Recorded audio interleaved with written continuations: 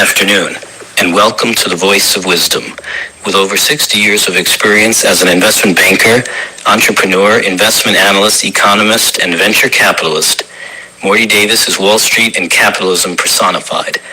The over 400 companies for which he has raised more than $3 billion over the years have created a countless number of jobs and exciting new products.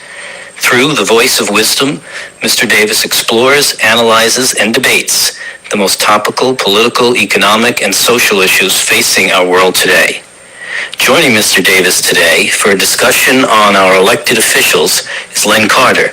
Mr. Carter is an experienced investment banker, business consultant, and private investor. And now, Mr. Davis and Mr. Carter. Welcome back at 6:30 Wednesday. And as promised, I always love getting together with you at this time, Wednesday, 6:30.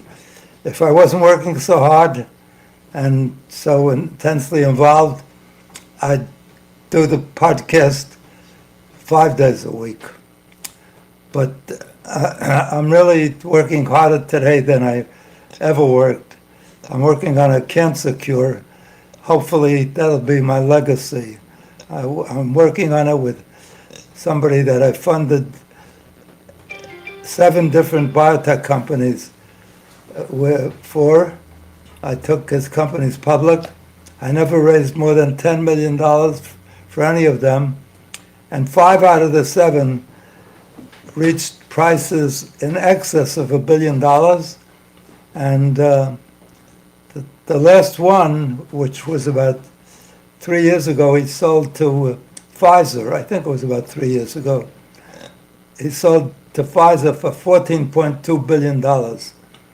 So he's terrific, and he's come up with what seems to me, if it turns out to be accurate, and all the evidence so far that indicates that it is true, it's a cancer prevention, cancer cure, and even if you try to inject the cancer again, your body rejects it. And it doesn't require any chemotherapy, any surgery. They just take your blood, get rid of one cell that, or is it a cell or a gene? I forget which, that protects the cancer, that acts like a shield for the cancer. And your immune system, your and my and the human immune system can't get past that shield. So what we do is we take out your blood, we remove that gene or that cell, I forget which it is. We have thousands and thousands of them. The genius who developed this has been nominated for Nobel Prizes in the past, and he's won every impressive medical award, medical research prize that is worth winning. And now he's come up with this answer, and it's going to be the biggest blessing for the world, for human beings. Because even worse than the cancer, which you die from often or overwhelmingly, and you suffer in the process, the chemotherapy is so onerous and so horrific that it's worse, the cure is worse than the disease. So that's what I'm working on, and I hope within 2 years or 3 years, we'll definitely have it out. Just keep your fingers crossed. In the meantime, we all, at least all of us who are on tonight, made it through another summer. Summer isn't over, but at least officially it's not over. But traditionally, Labor Day marks the end of the summer. The kids come back from camp, they return to school. You do shopping for them to get them ready for school. So let me give you this advice. You made it through the summer. Thank your lucky stars. Thank God or just appreciate the blessing that you've made it this far, regardless of your age, because you can have major problems that devastate your life even at young ages. So the way to be happy, this is a book that I wrote, the most recent book, Happiness Guaranteed or Your Misery Back.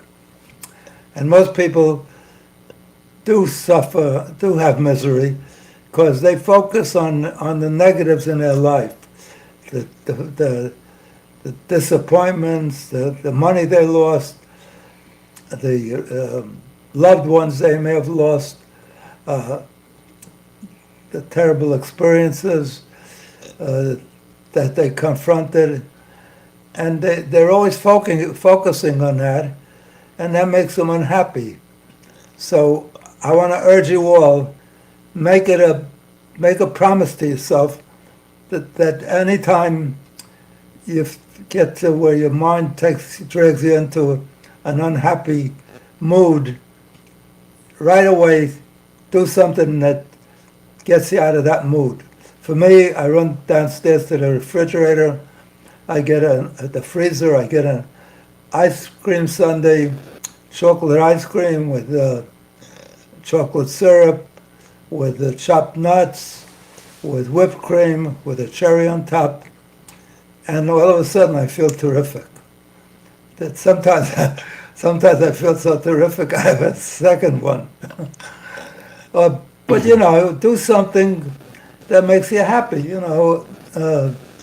Watch a movie that you love or that you think you're going to love, or even turn to classics, which always has great movies on.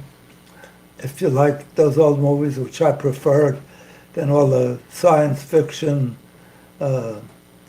technology, and so, or read a book, or go visit a friend, and pour out your problems. Your friends are there to raise give you a tap on the back and help you get over these rough times. And if your friend doesn't do it, give yourself a tap on the back. Give yourself a pep talk. And so there's so many ways to overcome and be happy.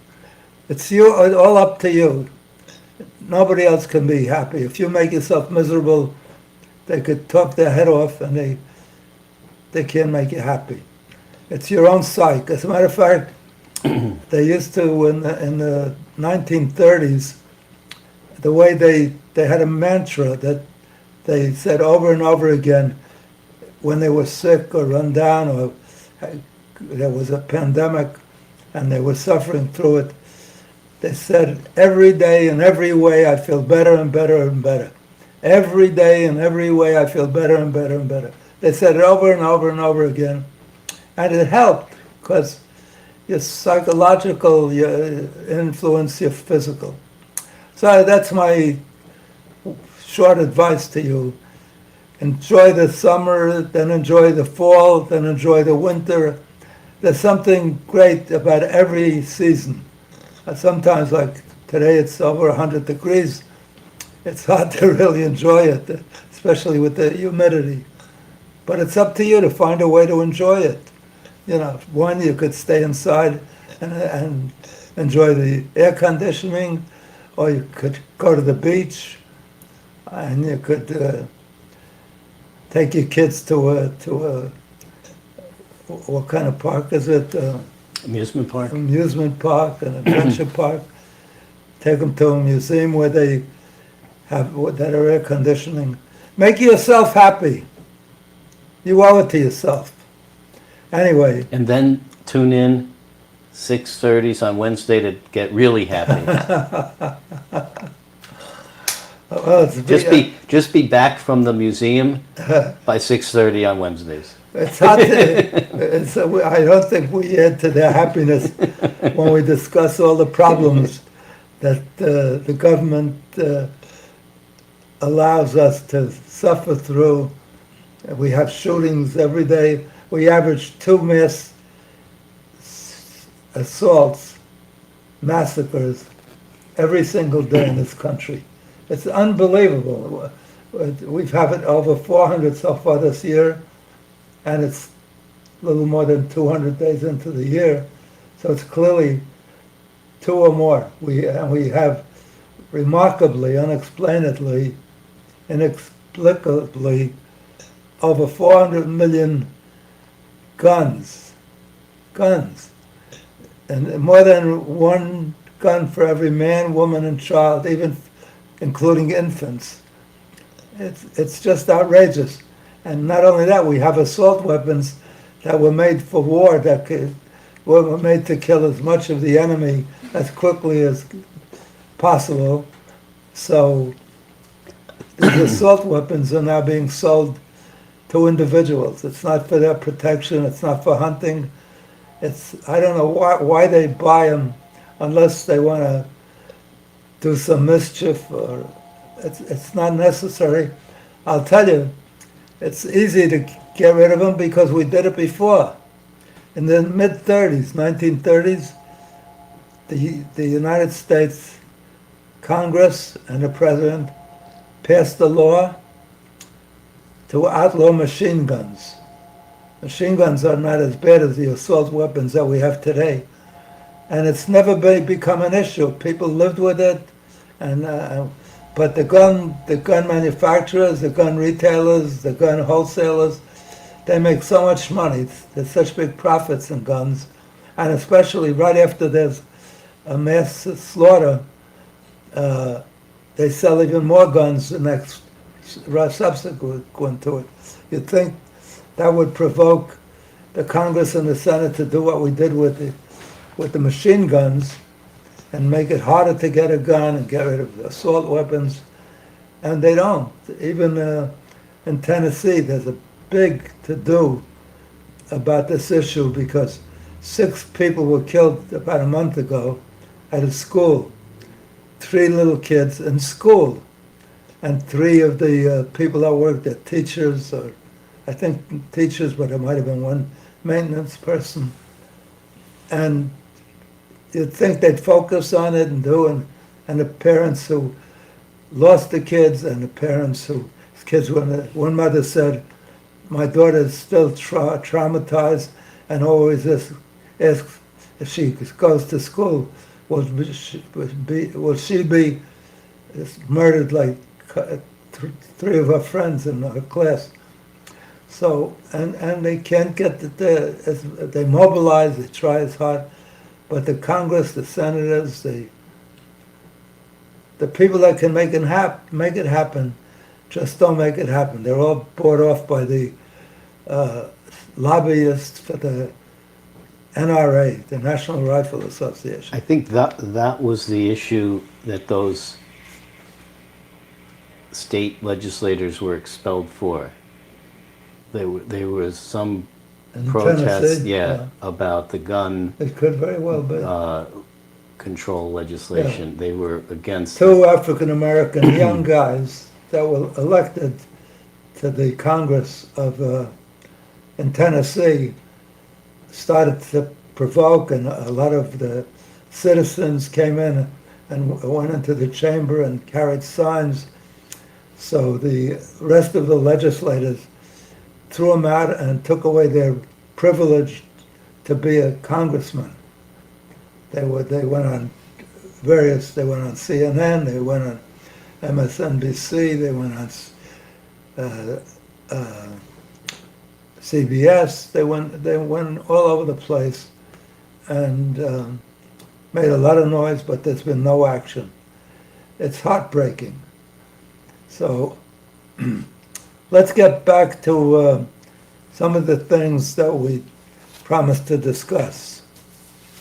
So today we're talking about our elected officials. So a number of different aspects of elected officials, how we elect them, are they doing the right job? Are there things that we can do differently in how we select, Right. limit, Why we elect them? That's a whole nother topic. But so let's start with criteria for for service. So the Constitution has minimum ages. You have to be 25 to be a representative. You have to be 35 To run for to run president. for president. I think the Senate, I think also 35.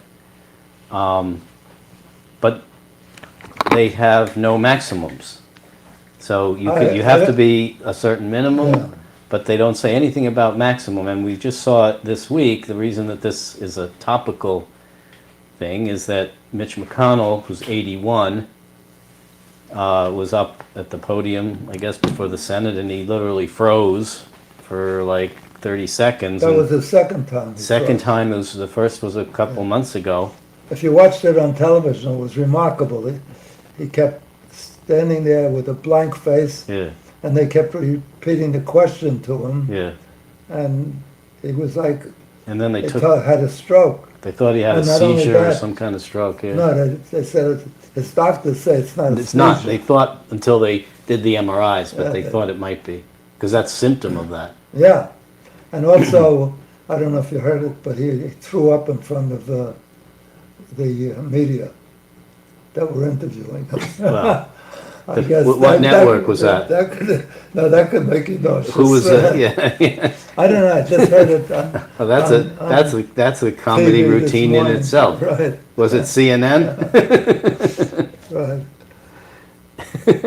No, and that's true beyond Mitch McConnell, who's the head of, the Republican head of the Senate. Chuck Schumer is the real head because the Democrats have the majority in the Senate. And Feinstein, who's over 90, 90, yep. Senator Feinstein from California, has been really out of it, but refuses to resign. And she's done a good job. She's been a good senator for years, but you know. And I mean, Leader McConnell has been working, even when they took him away for freezing. He came back, the next day or whenever. Senator Feinstein has been out on and off for a long time. That's causing problems with some of the committees she's on. They can't approve certain, military people, and they can't, there's a whole, judges, there's a number of things that, it's one thing to be old and still be able to function, but she can't, or hasn't been able to truly function. So that's much more of an issue, I think, for her. I mean, Nikki Haley says, because she's one of her big criticisms of her fellow Republican candidates is they're old. Yeah. And so she says, at what point do they get it's time to leave? Yeah, but she has a They special need motive. to. They 'cause need she's to. Well, much younger. exactly. Then she says they need to let a younger generation take over. Right. Guess who? Nikki. Right. So I mean, it's self-serving, but she is Look, making that point. You would find this hard to believe, but there's a significant number of members of our society that say, just like Mitch McConnell should be, and Feinstein and several others should be institutionalized, they suggest that they put bars around the whole Congress and the whole Senate, and then the ones that can prove that they're sane and healthy and are serving the country instead of serving their donors, you let them out. But the elected officials don't serve the mass. It's not a democracy, because overwhelmingly about 75% of Americans are strongly in favor, even hunters and even all gun owners are in favor of some form of gun control. and they don't even bring up the subject I don't know what happened in 35, why they were so different that they could eliminate machine guns, but they can't do anything about that. They can't do anything about global warming. They keep denying it. I don't know what more proof they need than we're having record, today is a record for the heat that we're suffering. Never before did we get it over 100 degrees this late in the summer. So, and there's more floods and more fires and more droughts and everything terrible. And we won't, you know, we refuse to, at least as a totality of the Congress, they refuse to take any. Actually, Biden did introduce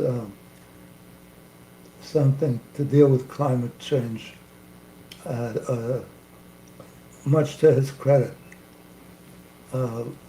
He could, I think it might have been part of the inflation. Part of the Inflation Reduction Act provided credits and things for electric cars, Yeah. purchases of cars. I think it provided some government benefits to other alternative energy manufacturers. And there was an element of promoting Right. alternative energies. Separate from global warming, we got to stop being blackmailed by the cartel, OPEC cartel, because right now, about 2 months ago, maybe 3 months ago at the most, a barrel of oil from Texas was about $67. Went over 90. And then Saudi Arabia and the cartel, OPEC, including Russia, decided all the oil-producing countries, the ones that have big reserves, agreed that they would cut the amount of oil they produce. Even though the demand was there, they decided unilaterally, arbitrarily, to cut. It's been the biggest external tax on the world ever since 1972. In 72, a barrel of oil was $1 a barrel. And then they took it over.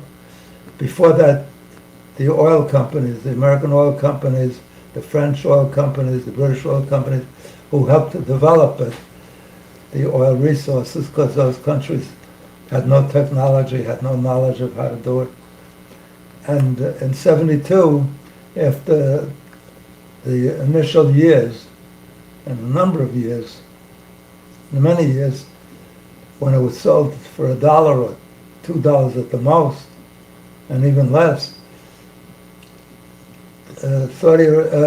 Libya announced that they were going to take over the oil wells of Occidental Petroleum. And within, I think, a year, oil went to $8 a barrel. And the oil companies, American oil companies that owned it and were getting all the revenues and paying a commission, or what do you call it? Not a commission, but for every barrel they took out of the ground, they gave Saudi Arabia or Libya Royalty. a royalty, right? They were getting the whole dollar, and they were paying part of it to Saudi Arabia, to Libya, to all of the Middle Eastern states, to all the members of OPEC, to Russia.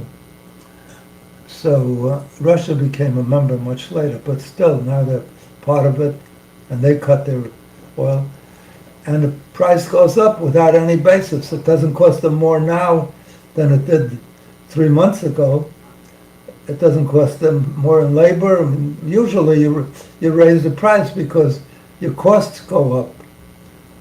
Your labor costs go up, or your material costs go up, or something forces you to raise the price. But here they just want to get the maximum. And since oil, gas for your car is in economics they call it an inelastic commodity. In other words, you need it if it's $10 or $2. In Europe, in the United States, it's still much lower than it is in Europe. But in Venezuela, it's probably $1 a gallon or something, because they have a lot of, and they manage to give it to their people. And even in Saudi Arabia, I'm sure they don't charge their own people anything like more than $2 a barrel. So how we let them get away with that, how Biden is jeopardizing his re-election by letting them get, in the United States, I don't know if our audience is familiar with this, but in the United States, some years ago, I think under Teddy Roosevelt, we passed laws against monopolies, against cartels, against one company or two companies controlling the whole industry, and meeting to, or even 10 companies, meeting to set the supply, to fix the supply and or the price. If you fix the supply, you certainly can run up the price, as we see Saudi Arabia has done and the OPEC has done. By cutting the supply, it's moved in this brief period from 67, I think it's Hit over around 90. Went over 90. Now it's back down. Is it what? It hit 90. No, I don't know, it had not. Did West WTI? I'm not sure which one. West but Texas. Maybe not, but one of them. Yeah, Maybe it was one of the other ones, but it got very. It got up to about 86, but 67 to 86. Yeah, it's is up a big jump. 25%. Yep. And then at the minute you go to your gas station, fill up your tank, you're instantly aware of it. So it's fueling inflation, because oil is used to manufacture so many products we don't even realize. The average person doesn't realize it's in so many plastics and candles, and I can't even enumerate all the different products that use oil. And even ones that don't have to be transported. Even Yeah. foods don't use oil. They do Right. for Or the fertilizers. trucks to deliver it, or the ships to deliver it, So it's or the airplanes that... baked into or the every aspect airplanes of the that- economy. The tourism, yeah, so it's a major product. And right away that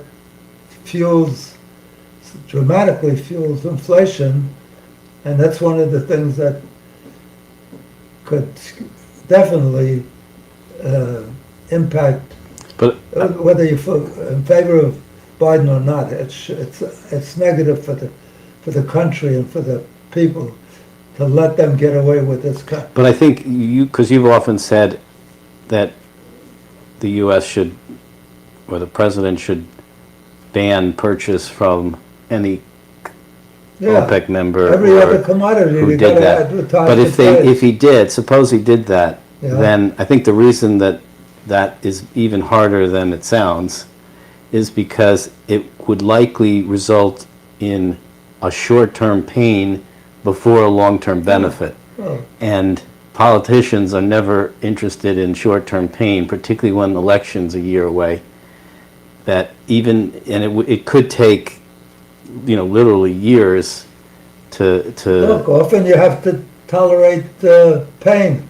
During the Second World War, we couldn't get oil. We didn't have enough Of oil. the metals, We had so many tinfoil and things was nothing. rationed. Butter. We had to have coupons that the government issued, and you were limited how much you could get of oil. So you have to tolerate pain to make progress. And the country, Americans are willing to sacrifice for a cause. If they knew that they could temporarily put the screws to somebody who's been raping us, blackmailing us for so many years, it's been the biggest. Absent OPEC, oil probably would be maybe $30 a barrel at most. And it would probably be at $2, at the gas station. And we let them, and even the American companies, their costs haven't gone up. Why don't they keep their prices low? Their costs haven't gone up. At 67, when they were selling at $67, it's interesting. Last year, right after it went under, they paid you to take the oil. I don't know if you remember that. There was a short period. They 2020, yeah. There was so much oil. 3 years ago. It was warehoused. They had no warehouse room. This demand disappeared. There was no. In the beginning of the pandemic, demand disappeared for oil, so it went to zero. But right away, they cut the supply. 10 million barrels a day. Yeah, I mean, enormously. And it went from minus, where they paid you to take it, it went in a straight line almost to $150 a barrel. It shows you what a manipulation it is. But I think, and I've said this before, this is one of the reasons why the Biden administration, I think, is one of the worst marketing organizations ever, because people don't understand that it's not because of American drilling. Marketing, planning, leadership. But in other words, you don't only ban the purchase of oil from the OPEC countries, anybody that agrees to lower their production just to raise the price, but we put sanctions on them, which says Saudi Arabia, we won't sell you our farm products, our rice, our essentials, wheat, But critics of the current administration have been very successful in conveying the idea that the reason energy prices and prices at the pump are so high is because of the current administration's energy policies. In fact, Mike Pence, I saw, has a TV ad out for his campaign where he's at a gas station in front of a pickup truck. Yeah. And he's been ridiculed because he puts the pump in the tank and then it starts to pump, but he doesn't put his card in, he doesn't turn on the pump, he doesn't do anything. So it's like when a lot of people are doing that. It's like that have electric vehicles. They don't realize they go to the gas stations that start. They're looking for the hole to put the oil. So he's been criticized for being kind of out of touch, because it's like when George Bush years ago went to a supermarket and they were scanning the products through the thing, and George Senior, and he was looking at it like, wow, how does this work? Instead of keying it into the cash register.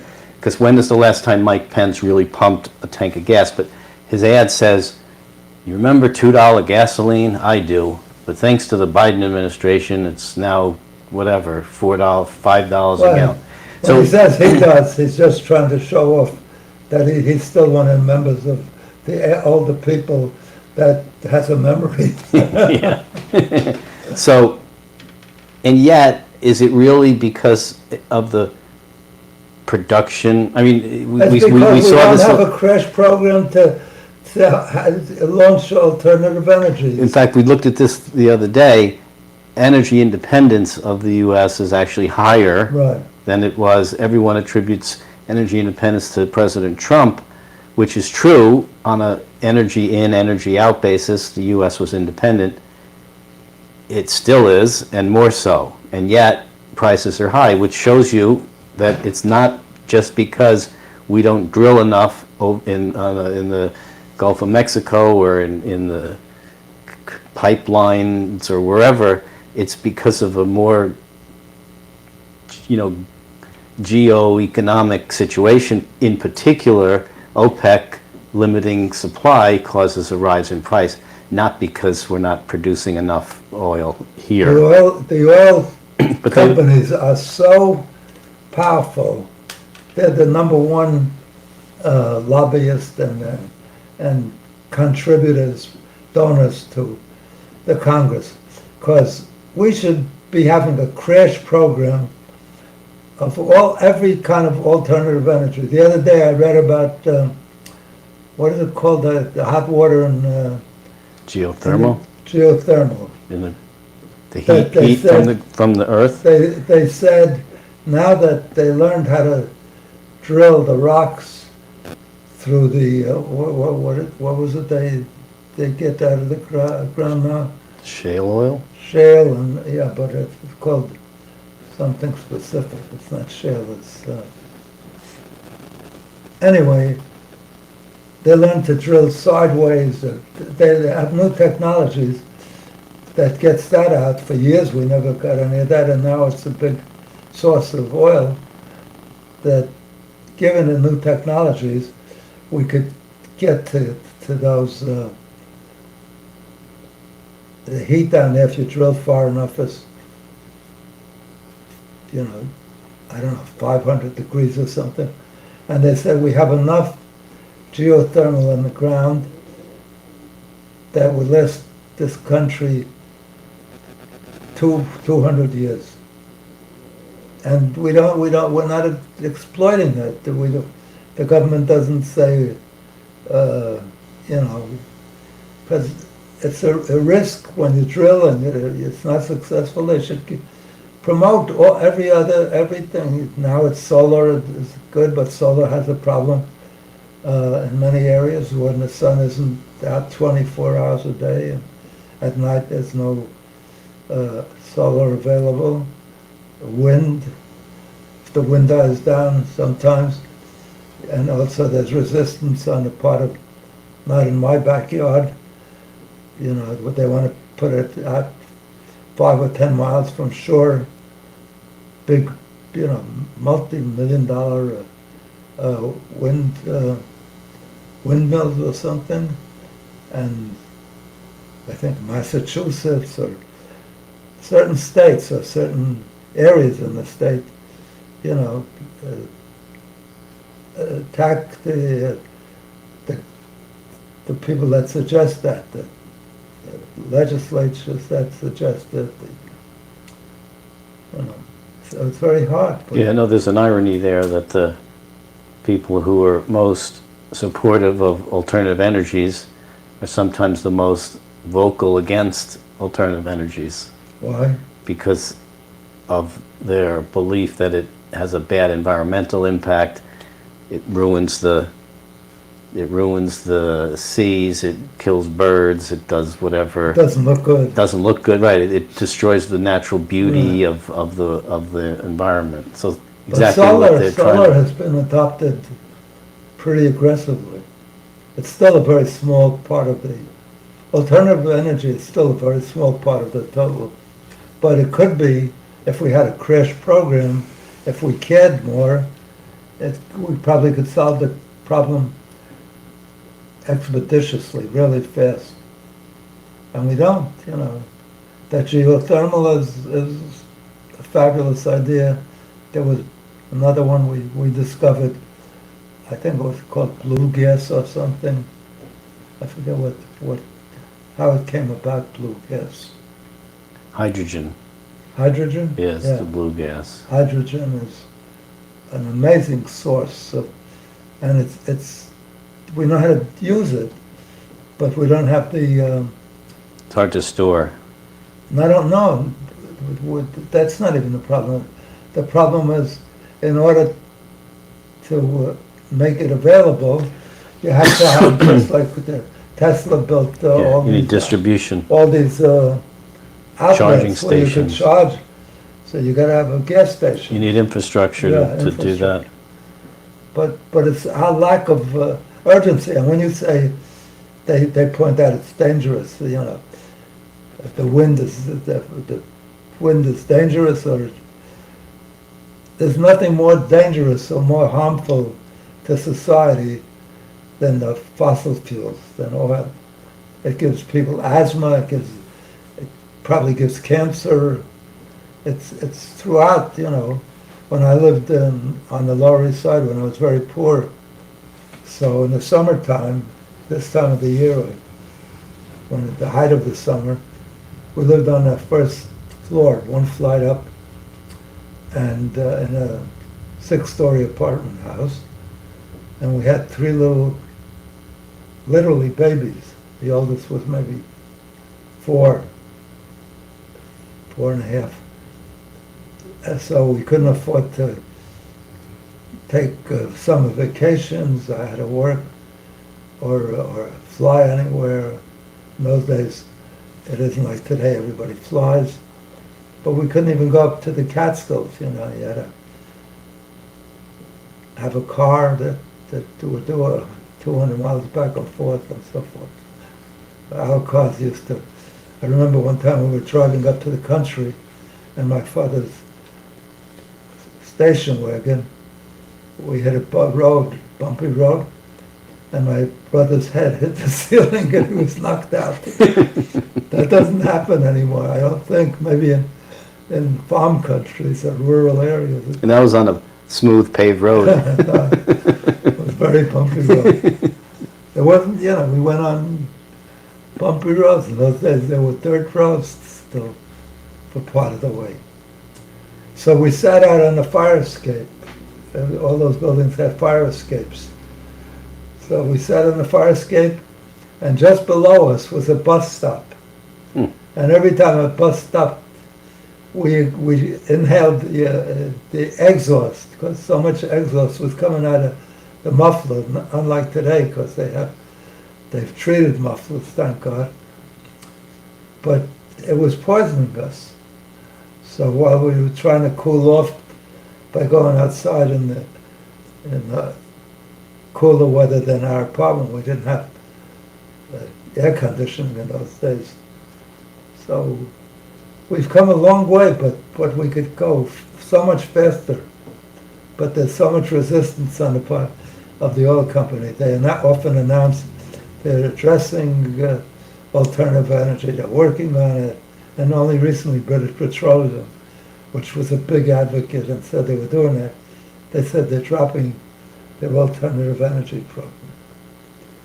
So how do you during World War II, there was a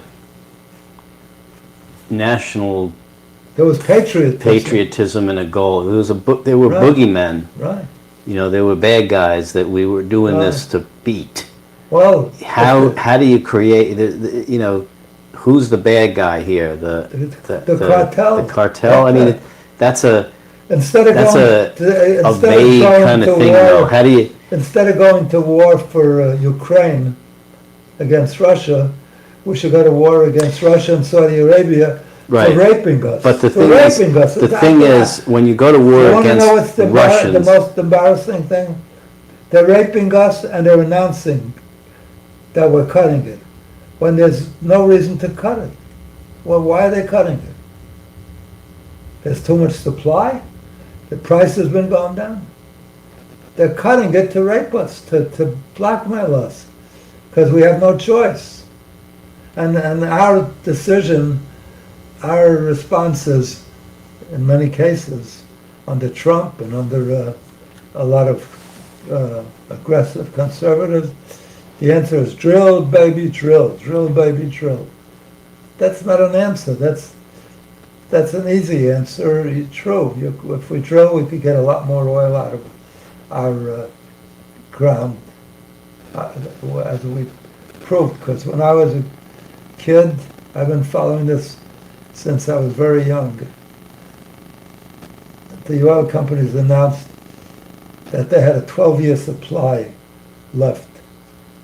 12-year supply. Since I was a kid, I don't know, I can't tell you how many 12 years passed, and we have more than we ever had in the whole history of the country. There's so much oil, we're floating on oil. I wish we had as much good water as we have oil. We don't address the real problems. We should be working on oil, how to get it, because there's going to be a real demand for oil, where oil is going to be priced. So let's talk about how, if people wanted that, and wanted to elect officials who supported their views, how do we ensure that that happens? Because one of the things that you're seeing now, getting back to one of our discussion points, is states taking action to, limit the direct free will of the electorate. You see in just this week the Alabama federal court blocked the newly drawn congressional map in Alabama. The Supreme Court. Actually, it was first the Supreme Court had earlier this year blocked it, and then a federal court also blocked it. So, and yet the state basically snubbed has resisted. Yeah. the Supreme Court and the federal court, saying there used to be so two districts that were overwhelmingly African American, and what they did when they gerrymandered, when the legislature rearranged the districts, they put a vast majority of the African Americans in one district. So where they had two African American congressmen in the past, they have only one. Now, what does that do? Clearly, African Americans overwhelmingly vote Democrats.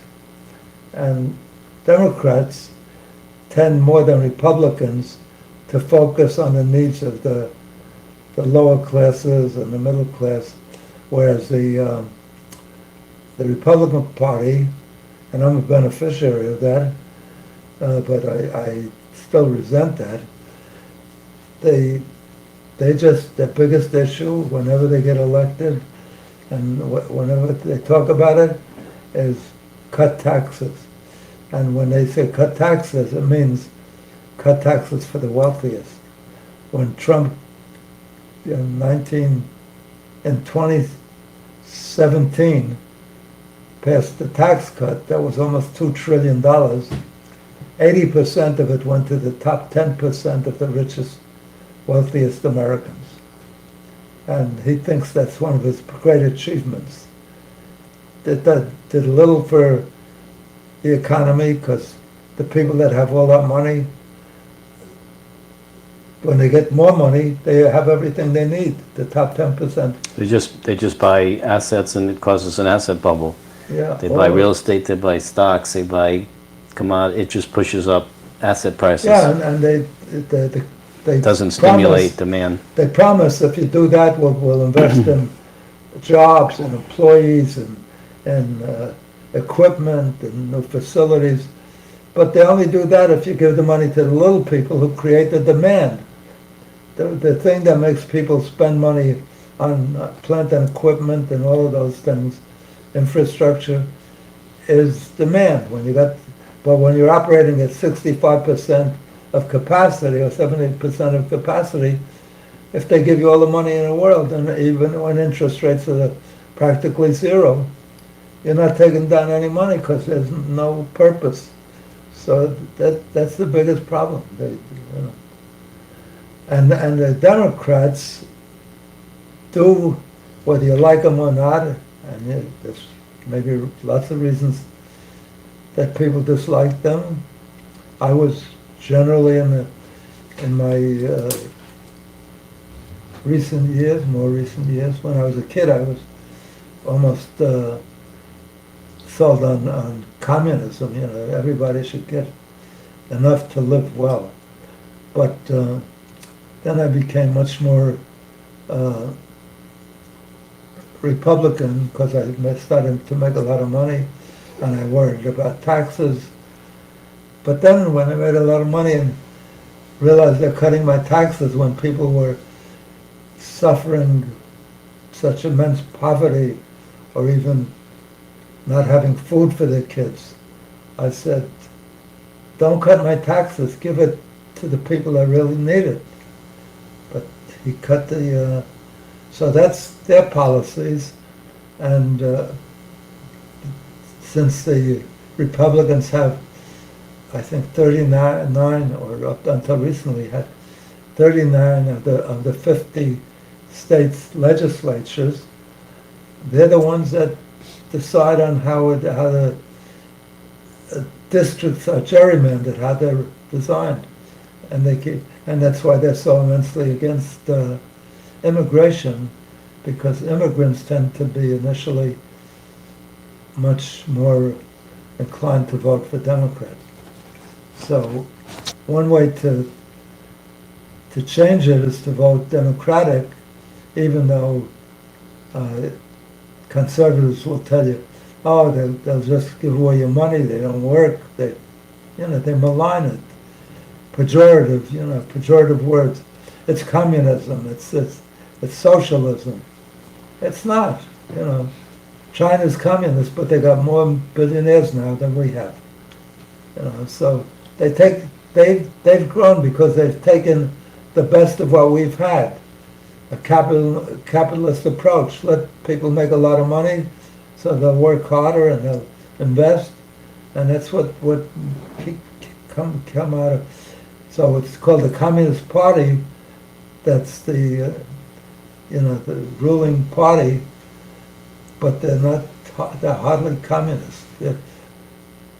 Karl Marx, I was about to say Groucho Marx. Groucho Marx was a top comedian. Karl Marx, who developed the theme of communism, was the biggest advocate of communism, would turn over in his grave if he went to China and saw how many billionaires and multi-millionaires there are today. I mean, maybe it's a sort of constitutional or federalism kind of wonk question, but what do you do? Like when the state legislature is instructed by the U.S. Supreme Court, there's no higher court than that, to do something, and they don't. I mean, is this like when LBJ had to send the National Guard down to the colleges to enforce segregation or desegregation, or to open the steel mills? Right, when there was a strike. There was a big strike, and it was affecting the auto industry and every industry. So what president did that? And what did he do? Send in federal open National Guard or something? Yeah. To force the opening, the reopening of the. I don't know if it was. Might have been Johnson. It might have been even a Democratic president. So it's kind of scary, but had it almost like a civil war kind of situation. But your own country is refusing to obey the laws of the country. Look, I'll give you an interesting insight. My wife became a teacher, and she asked me one day, what do you do if the kids don't want to behave? You can't hit them, you can't... as a matter of fact, when substitutes come, the kids abuse them. At least that was my experience. It's still the case. Is it? Yeah, because, sometimes it's not limited to substitutes, but yeah. Well, what was I going to tell them? You got to be very bright and very creative to get them on your side so they listen to you. But if the kids say they're not going to do it, if all the kids stand up on their bench, on their seats, and start... Well, I mean, in that case, they can be removed and sent home. Or they can dismiss... How do you remove them? Call the parents. Yeah, I'm saying... There's some... The parents are working, the parents are out. It's not it's a tough question. And what do? So the next day they don't come to school, the parents suspended. Take them out of... Yeah. No, I mean, that's civil. I mean, disobedience is the law, to be effective, implies that the people will follow the law. Or that there's law enforcement to stop them from not following the law. Put them in jail, arrest them, whatever. Yeah, you have to have the carrot and the stick, but if everybody decided one day that it's unfair, we have to stop at red lights, you can't arrest everybody that rebels. So the law, at least most of us, adhere to the law, if it's passed. But the legislatures now are getting so rambunctious and so independent of the federal government that they say, well, it's our state and we'll do what we want. In Tennessee, it's I outrageous. mean, maybe there's economic sanctions, maybe, they could, it's like what they say might happen with affirmative action with universities that don't adhere to what the Supreme Court wants. The federal government can withhold funds from any university that's violating federal law because it's That federal. introduces, that gives recognition Yes, to affirmative action. right. Yes, you are a private institution, Right. but you are taking federal money. So if you choose not to, obey Live by the law. by these laws, we're not going to give you Right. federal money. That probably would have an impact. Oh, So if we you do- tell Alabama No. no more federal money, Yeah. then they might come around. Maybe that's the way Yeah, to do but it. it's very hard to do Pocketbook. because Alabama has 2 senators and I don't know how many congressmen. And Yeah, but it's not enough to. yes, it is enough because it's so close in getting a rule passed or a law passed, the legislator, that it's impossible to get it. One guy is holding up. There's one guy. I think it's the Democrat from Virginia, Manchin? Manchin. Don't mention it. No, he's from West Virginia. West Virginia. Senator. Yeah, so I think it's him, but it might be somebody else, who refuses to let any judges be approved till the Democrats agree to something. And I think he's a Democrat too. He's thinking about running on the, what's the point, no choice party? Or Yeah. what's it called? The party. Labels. No No labels, labels, yeah. no that- labels. Yeah, that Lieberman. Yeah. I don't know why Lieberman is doing that, because he may help to get Trump elected, and I'm sure he doesn't want Trump elected. Or maybe he does. I don't know.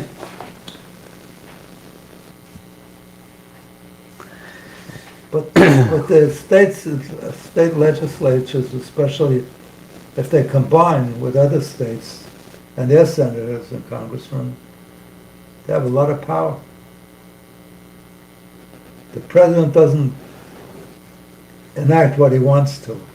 And even the people, we know for sure, the masses don't, they could be for some issue. I think overwhelmingly they're for pro-choice, right? And notwithstanding that, these states passed laws that are worse than Roe Wade. I mean, they say you'll be arrested as a doctor if you perform this, or if you travel out of state and we learn that you went for an abortion, we could put you in jail. It's even worse than Roe Wade.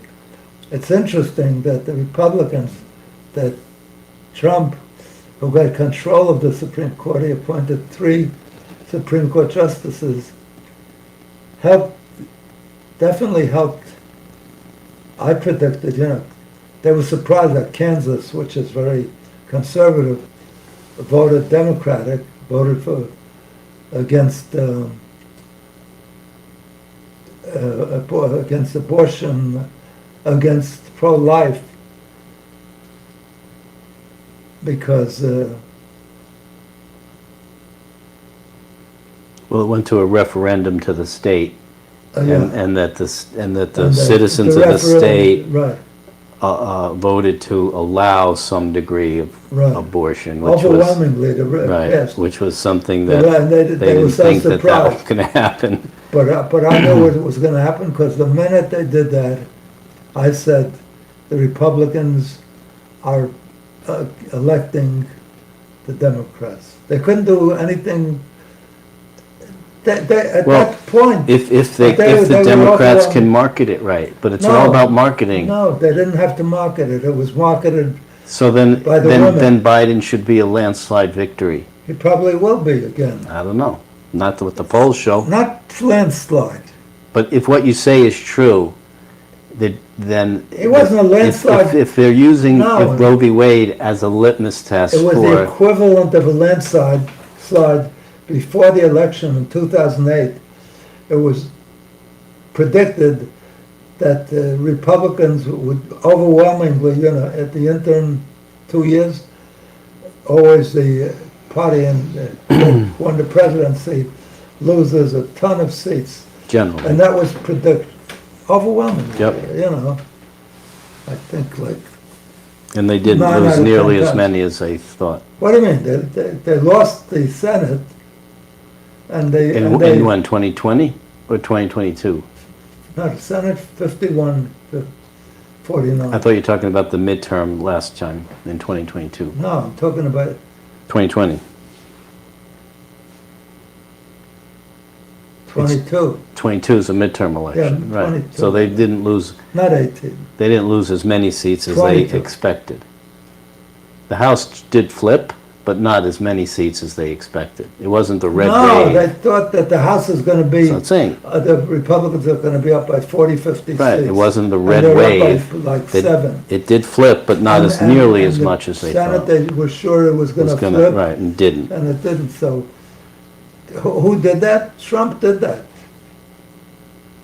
But Just like he did to 2 senators in Georgia. He told his people not to vote because he was angry at Kemp or something, the governor or something. And he got two a black minister, an African-American minister, and some Jewish businessman elected that never would have been elected if Trump didn't intrude and put up a football player yep. that was clearly inept and had a terrible resume Yeah.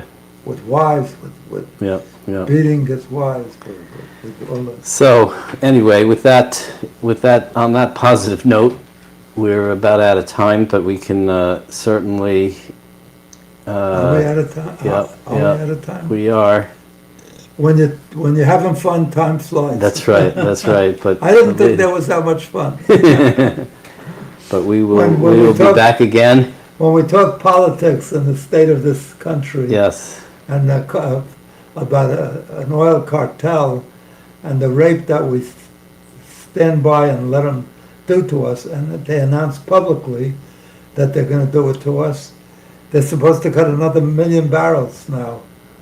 It's unbelievable. The price is they want it to be over 100 at least.